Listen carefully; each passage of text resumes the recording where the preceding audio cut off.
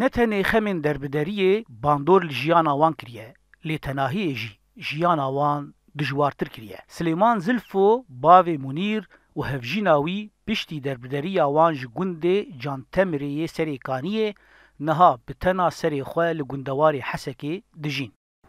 خودی هم دوی گندی ده یعنی دا 15 مال بون هم گوش ما تقریبا مروی هبون یعنی مستی هبون و دعیشین بهفره یعنی نه زاروک بری میچو زاروک چوبون از تنی ما بون.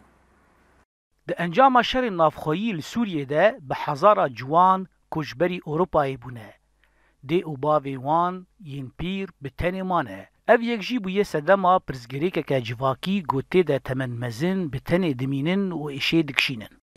روشا ملوی داره یعنی وقت مثلا عربا لگو منتهی دربه کده روشا ما تونه کس تونه خدمتا که نجم آوا مارجی ساقدن و نخوشین خودی کسک تونه تاسا کافت.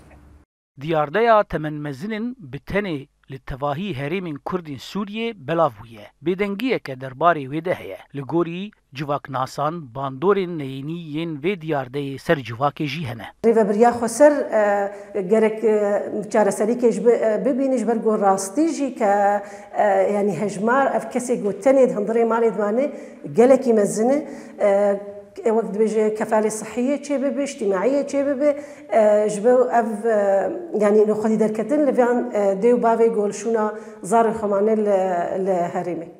آمارên berbidest derbarê hejmara temenmezînên gotenê mane tunene. Lê li gorî hejmara koçberên Kurd li Ewropayê diyar dibe ku hejmara pîrên gotenê mane li welat bi hezaran e.